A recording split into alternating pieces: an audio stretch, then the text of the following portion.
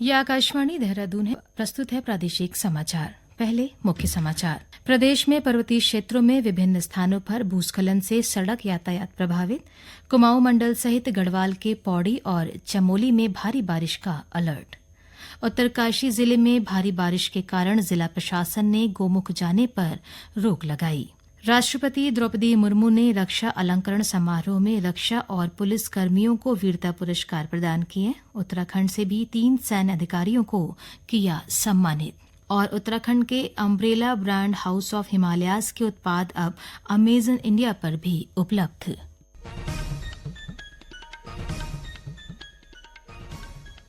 नमस्कार। दोपहर समाचारों के साथ मैं योशिता पांडे। और अब समाचार विस्तार से। प्रदेश में आज 5वें दिन भी बारिश का दौर जारी है। लगातार बारिश के कारण राज्य के कई हिस्सों में सामान्य जनजीवन प्रभावित हुआ है। मैदानी क्षेत्रों में मूसलाधार बारिश के कारण विभिन्न स्थानों पर जलभराव, जबकि पर्वतीय अंचल में भूस्खलन के चलते लोगों को आवाजाही में परेशानियों का सामना करना पड़ रहा है। चमोली जिले में बद्रीनाथ राष्ट्रीय राजमार्ग भनेरपानी, पीपलकोटी, कंचनगंगा, छिनका, पागल नाला और हेलंग के पास मलबा आने के कारण बार बार अवरुद्ध हो रहा है। वहीं रुद्रप्रयाग जिले में लगातार हो रही भारी बारिश के कारण रुद्रप्रयाग गौरीकुंड राष्ट्रीय राजमार्ग फाटा के डोलिया देवी में बाधित है। इसके अलावा राज्य में 100 से अधिक मोटर मार्ग यातायात के लिए अवरुद्ध हैं, जिन्हें खोलने की कार्यवाही जारी है। उधर उत्तरकाशी में भारी बारिश के कारण जिला प्रशासन ने गोमुख जाने पर रोक लगा दी है। रेंज अधिकारी प्रदीप बिष्ट ने आकाशवाणी से बातचीत में बताया कि गोमुख क्षेत्र में गदेरे पर बनी लकड़ी का अस्थायी पुल बहने के कारण यह रोक लगाई गई है। पुलिया बनने तक रोक जारी रहेगी।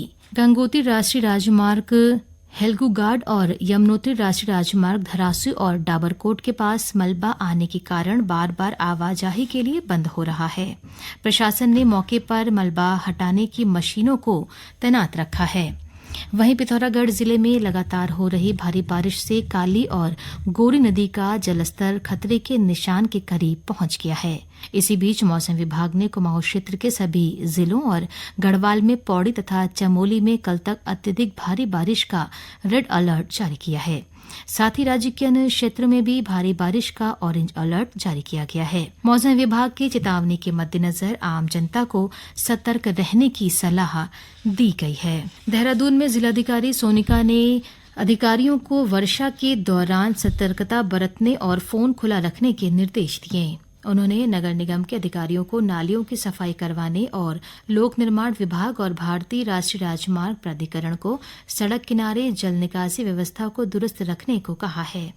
देहरादून में बारिश से जलभराव को देखते हुए जिलाधिकारी सोनिका ने शहर के विभिन्न स्थलों का निरीक्षण किया। जिलाधिकारी ने प्रत्येक स्थल पर पानी की निकासी और इसके लिए किए गए कामों का निरीक्षण करते हुए मौके पर ही अधिकारियों को फोटो भेजकर तत्काल आवश्यक काम करने के निर्देश दिए।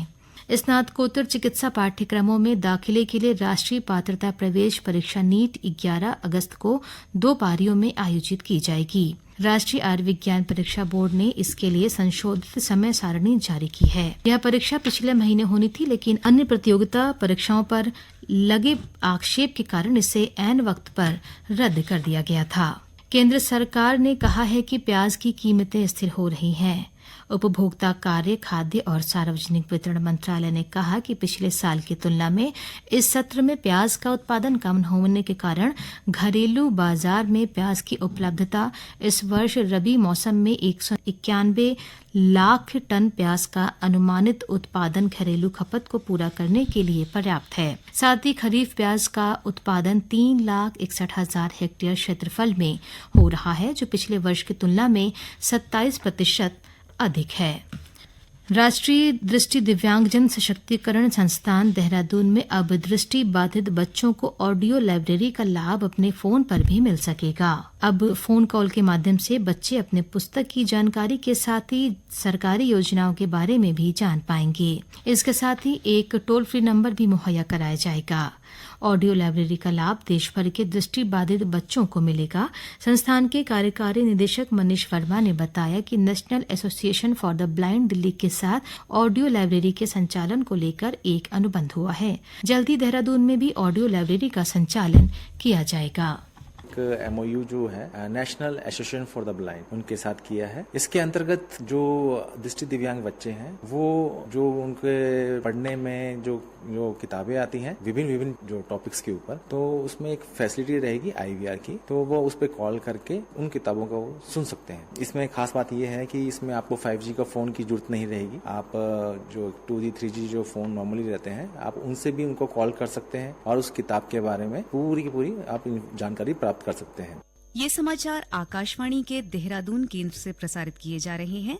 ताज़ा समाचार के लिए आप हमारे सोशल मीडिया X व Facebook page Akashvani news Uttarakhand को फॉलो कर सकते हैं।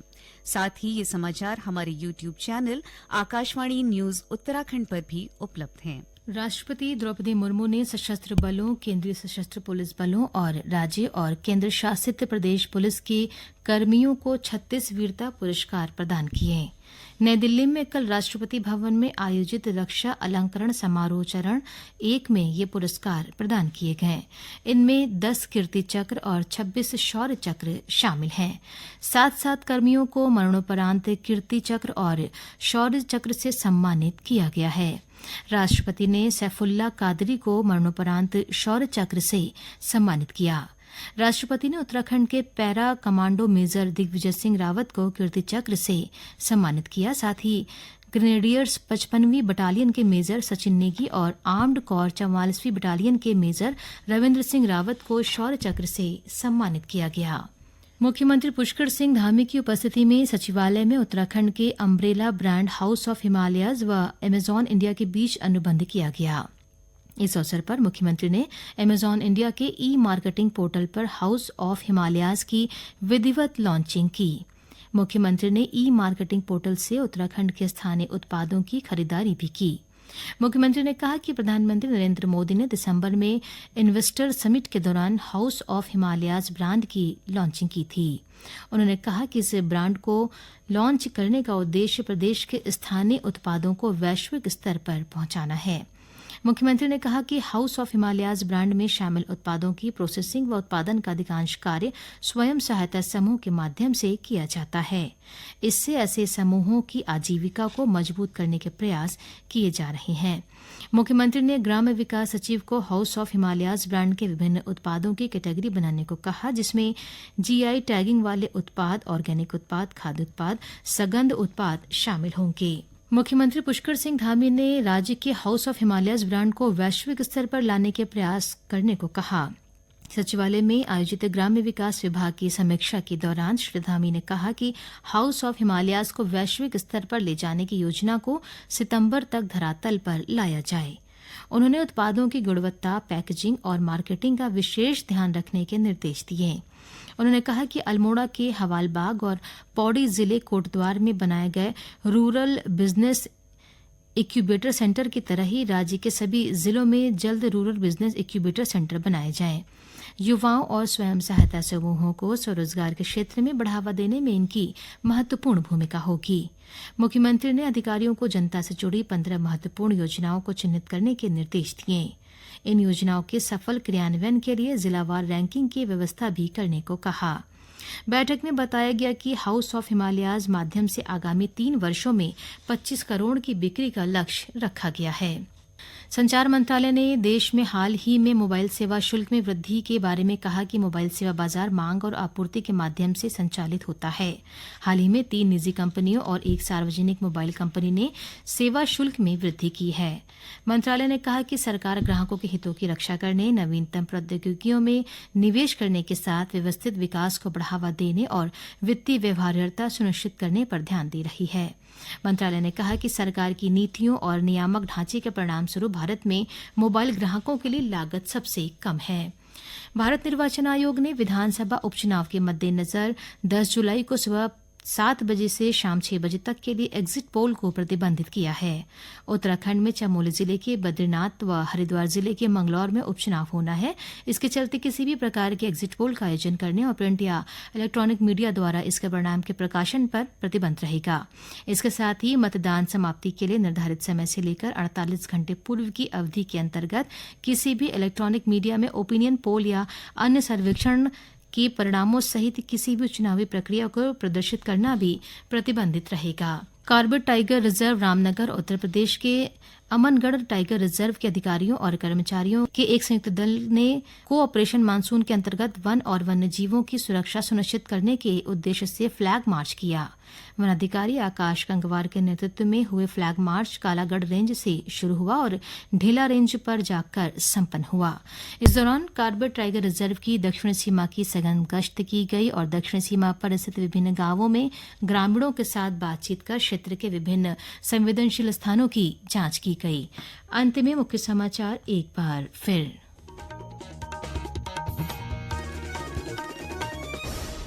प्रदेश में पर्वतीय क्षेत्रों में विभिन्न स्थानों पर भूस्खलन से सड़क यातायात प्रभावित। कुमाऊं मंडल सहित गढ़वाल के पौड़ी और चमोली में भारी बारिश का रेड अलर्ट। उत्तरकाशी जिले में भारी बारिश के कारण जिला प्रशासन ने गोमुख जाने पर रोक लगाई। राष्ट्रपति द्रौपदी मुर्मू ने रक्षा अलंकरण समारोह में रक्षा और पुलिस कर्मियों को वीरता पुरस्कार प्रदान किए। उत्तराखंड से भी 3 सैन्य अधिकारियों को किया सम्मानित। और उत्तराखंड के umbrella brand house of Himalayas के उत्पाद अब अमेजन इंडिया पर भी उपलब्ध। इसके साथ ही प्रादेशिक समाचार का बुलेटिन समाप्त हुआ। नमस्कार।